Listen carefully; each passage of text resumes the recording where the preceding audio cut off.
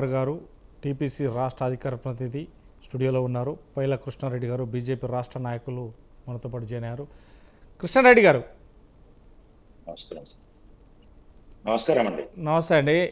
ఇప్పుడు మనం చూస్తున్నాం, రెండు రాష్ట్రాలకు సయోధ్య కుదరడానికే పిలుస్తున్నటువంటి కేంద్ర ప్రభుత్వంలో ఒక నేపథ్య నాయకులైనటువంటి అఫీషియల్ కౌన్సిల్లో కూడా కావచ్చు, లేదు అంటే సిడబ్ల్యూసీలో దగ్గర కూడా అనుమతులు లేకుండానే కడుతున్నారు ఈ బనకచెర్ల ప్రాజెక్టు. మేము ఎట్టి పరిస్థితుల్లో దీనికి అయితే మేము రాము అనే తెలంగాణ గవర్నమెంట్ కూడా లేఖ రాయడం జరిగింది. ఈ నేపథ్యంలోనే ఒక్కసారిగా జలవనరుల శాఖ కూడా ఒక్కసారి ఆశ్చర్యానికి గురైంది. రమ్మనంటే రావట్లేదు. అసలు ఈ నేపథ్యంలో ఉన్నప్పుడు మరి ఏం చేయాలో అనుకుంటున్నారు. కానీ రిటర్న్ లేఖలో మాత్రం ఏదైతే మాకున్నటువంటి పాలమూరు డీడీ ప్రాజెక్టులకు జాతీయ హోదా కల్పించాలంటే మాత్రం మాట్లాడడానికి మీ దగ్గరికి వస్తాము అనేది ఆ లేఖలో సారాంశం. అంటే ఎలా చూడొచ్చు, ఇప్పుడు ఈ బనకచెర్ల ప్రాజెక్టు గురించి ఇద్దరు సీఎంలు గురు శిష్యులే అనే సంబోధన కలిగిస్తున్నటువంటి దాఖలాలు ఉన్నాయి. అంటే అదే ఎక్కువ ప్రేరేపణ అవుతుంది. ప్రతిపక్షాలు కావచ్చు, లేకుంటే కొంతమంది వ్యక్తులు కూడా కావచ్చు, గురు శిష్యుల బంధమే ఇది, నువ్వు కొట్టినట్టు ఉండాలి, నేను ఏడ్చినట్టు ఉండాలి అనే మాటలు మనం కూడా ఇప్పుడు బీఆర్ఎస్ నాయకులు మాట్లాడుతున్నట్టు మాటల్లో కూడా చూడవచ్చు. దీనికి ఎలాంటి పరిస్థితుల్లో ఎలా చూడొచ్చు? ముందుగా మీకు స్వతంత్ర టీవీ ప్రేక్షకులకు, అలాగే ఈ చర్చా వేదికలో పాల్గొంటున్న వివిధ పార్టీల నాయకులందరికీ శుభ సాయంత్రం తెలియజేసుకుంటూ, ముఖ్యంగా బనకచెర్ల విషయంలో ఇందాక మనోళ్ళు మాట్లాడిన విషయాలు కానీ అవన్నీ చూస్తుంటే దీని మీద పరిష్కారానికి ఎక్కువ రాజకీయ లబ్ధి గురించే అంశాలను ముందుకు పెట్టుకుంటున్నారు. కానీ అసలు వాస్తవాలు ఏంటి అనేది ఎవరికి అవగాహన లేకుండా, ఆలోచన లేకుండా మాట్లాడే విధానంగానే ఉంది. ఇందాక మన బీఆర్ఎస్ నాయకులు 1956 నుంచి ఉమ్మడి రాష్ట్రము తమిళనాడు నుంచి మనం విడిపోయిన తర్వాత మన రాష్ట్రానికి రావాల్సిన నిధి వాటర్ గురించి అవన్నీ చెప్పారు. అవన్నీ బాగానే ఉన్నాయి.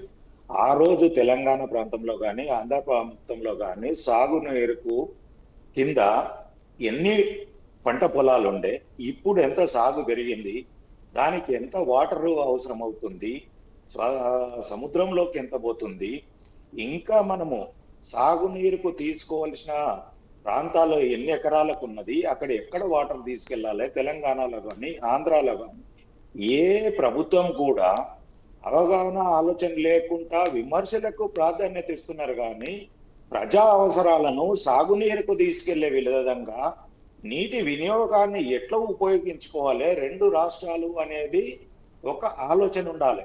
ఏదో బట్టగాలు చేసి టీడీపీ మీద బారేయడము, కేంద్ర ప్రభుత్వాన్ని మీద బారేయడము, తప్పించుకోవడము. ఇందాక బీఆర్ఎస్ నాయకులు ఒక మంచి పాట చెప్పారు. చంద్రబాబు నాయుడు గారు మా అలయన్సే మేము కాదనట్లేదు, ఆంధ్ర ప్రాంతంలో తెలంగాణలో ఆయనకు మాకు సంబంధం లేదు. First point.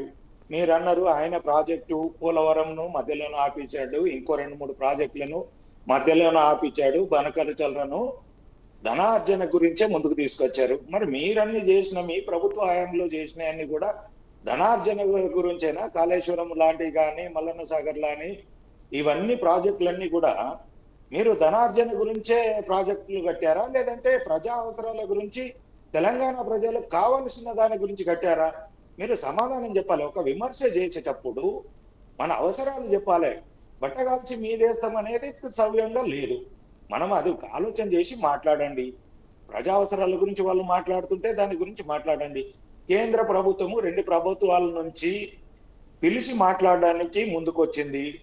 అక్కడికి వెళ్ళండి. మీకు ఏవైతే అభ్యంతరాలు ఉన్నాయో అక్కడ కేంద్ర ప్రభుత్వ జలవనరుల శాఖ మంత్రి దగ్గరికి వెళ్ళండి. మీ అభ్యంతరాలు ఏందో చెప్పండి.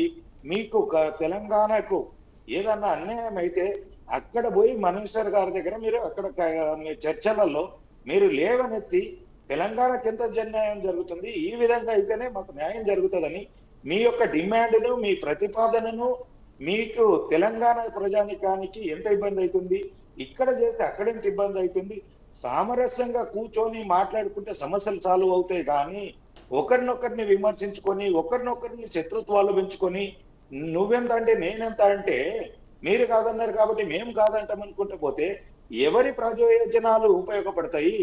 ఓన్లీ రాజకీయ ప్రయోజనాలు తప్ప. నేను చెప్పేది ప్రజలకు ఉపయోగపడేది మాట్లాడదాము. అక్కడ సమస్య వచ్చింది. 1956 ఉన్నది 1956లో 1,00,000 ఎకరాలు సాగు ఉంటే వ్యవసాయము ఈ రోజు 5 నుంచి 10 లక్షలకు సాగు పెరిగింది. ఎందుకంటే టెక్నాలజీ వచ్చింది, రైతులకు సేద్యం చేయడానికి మిషనరీస్ వచ్చినాయి. 10 మంది చేసే పని ఎకరంలో 10 మంది చేసేది ట్రాక్టర్ 10 నిమిషాలలో చేస్తుంది. కాబట్టి సాగు పెరిగింది. కాబట్టి దానికి నీరు అందించాలంటే ప్రాజెక్టులు కావాలి. ఆ ప్రాజెక్టులను కట్టుకోవాలంటే నీటి లభ్యత ఎంత ఉంది, దాన్ని నీటిని ఎలా ఉపయోగించుకోవాలి, ఎక్కడి నుంచి ఎవరికి తరలించాలి, తాగునీరుకు కూడా ఎక్కడన్నా అవసరాలు ఉంటే కొన్ని ప్రాంతాలలో ఆ నీటిని కూడా ఎలా తరలించాలి, ప్రజా అవసరాలను ఎలా దించాలనేది మాట్లాడాలి. కానీ ఎంతసేపు బీజేపీ మీద ఇది చెప్పడము, గతంలో వీళ్ళు కురు శిష్యుల బంధము. ఇంతకు ముందు మీ కేసీఆర్ గారు జగన్మోహన్ రెడ్డి గారు ఏం చేసిందో తెలియదా, ఎవరెవరింటికి పోయి ఏమేమి విందులు చేసుకున్నారో తెలియదా, ఆ రోజు తెలంగాణలో ఉన్న సమస్యను ఒక్కటన్నా పరిష్కరించారా? విభజనంలో వచ్చినటువంటి సమస్యలన్నిటినీ అంత పొద్దున లేస్తే కేసీఆర్ గారు జగన్ గెలవడానికి ఎన్ని శాయశక్తులు కృషి చేశాడో తెలియదా? అటువంటి వ్యక్తి తెలంగాణ విభజన సమస్యలు వచ్చినాయి, అవన్నీ నెరవేర్చుకుంటే అయిపోతుండే కదా.